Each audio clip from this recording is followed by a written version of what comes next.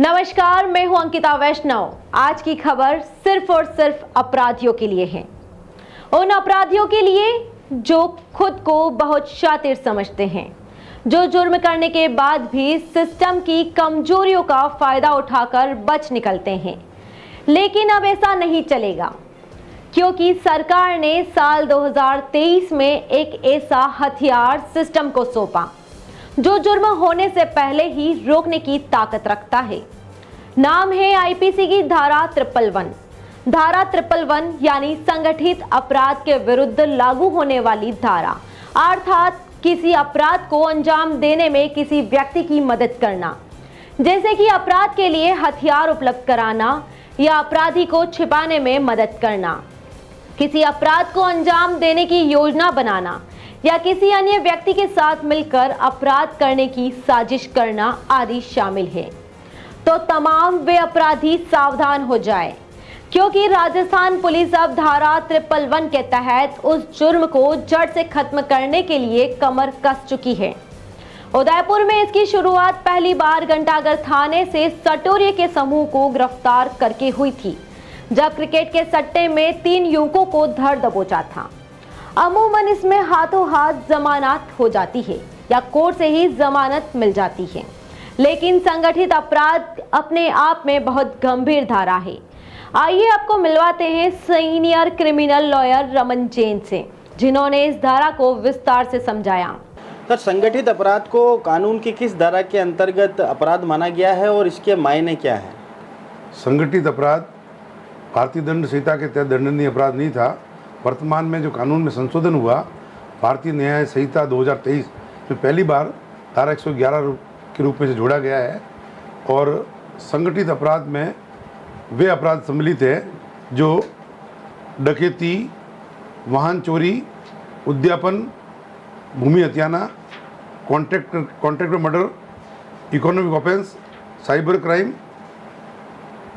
Medicals, हथियारों, अवैध माल, वेश्यावृत्ति आदि के अपराध जो 2 या 2 से अधिक व्यक्तियों द्वारा संगठन के रूप में किया जाता है। जी, अब इसमें कानून में सजा का क्या प्रावधान है? अगर कोई व्यक्ति इसमें दोषी पाया जाता है धारा 111 में, तो सजा का क्या प्रावधान? इस प्रकार के प्रकरणों में दोष सिद्ध होने पर मृत्युदंड या आजीवन कारावास तक दंडनीय अपराध है। वो इसमें 5 लाख से 10 लाख तक जुर्माना के प्रावधान है। और जहाँ मृत्यु का मामला नहीं है और निम्न श्रेणी के अपराध है, वहाँ 5 वर्ष से भी कम सजा नहीं हो सकती दोषी होने पर। और इस प्रकार के मामलों में 2 या 2 से अधिक व्यक्ति संगठित होकर अपराध करते हैं, जिनके पिछले 10 वर्षों में एटलीस्ट कम से कम किसी न्यायालय में एक चालान पेश हुआ हो, वे लोग संगठित अपराध की श्रेणी में आते हैं। गोवर्धन विलास थाना पुलिस ने हार्डकोर अपराधी आरडीएक्स को पिस्टल बेचते हुए धर दबोचा था, जो 3 थाना क्षेत्रों का वांछित अपराधी था। बाद में जब उसने राज खोले तो उसके साथ अपराध में लिप्त हनी निमावत उर्फ डोमेश, अंश गहलोत और अक्षय खूबचंदानी, जिन पर लूट, हत्या का प्रयास, बलात्कार जैसे संगीन केस दर्ज हैं, उन्हें भी गिरफ्तार किया गया। वहीं एक और गिरफ्तारी अंबा माता थाना क्षेत्र के शमशान से हुई। इस बार पुलिस के हत्थे चढ़ा अरदीन उर्फ लाला, जो वारदात की फिराक में था। उसके पास से बरामद हुई पिस्टल। पूछताछ में सामने आया उसने यह पिस्टल इस्माइल उर्फ मन्नू मेवाती से खरीदी। इन दोनों को भी संगठित अपराध के तहत गिरफ्तार किया गया।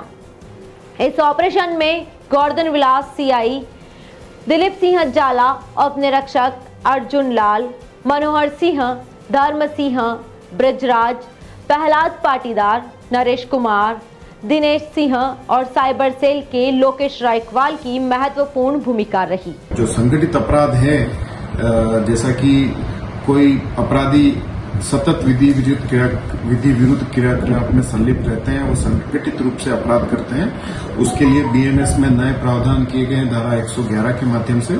उसमें वर्धित दंड का भी प्रावधान है तथा जमानत वगैरह के प्रावधान भी सकते हैं, जिसमें थोड़ा समय लगता है जमानत वगैरह में। अगर आपको लगता है कि कोई व्यक्ति अपराध की योजना बना रहा है या अपराध के रास्ते पर है, तो पुलिस उसे धारा 111 आईपीसी के तहत कोर्ट में पेश कर सकती है और कोर्ट से बॉन्ड भरवाकर यह सुनिश्चित करती है कि वह व्यक्ति भविष्य में कोई जुर्म न करे।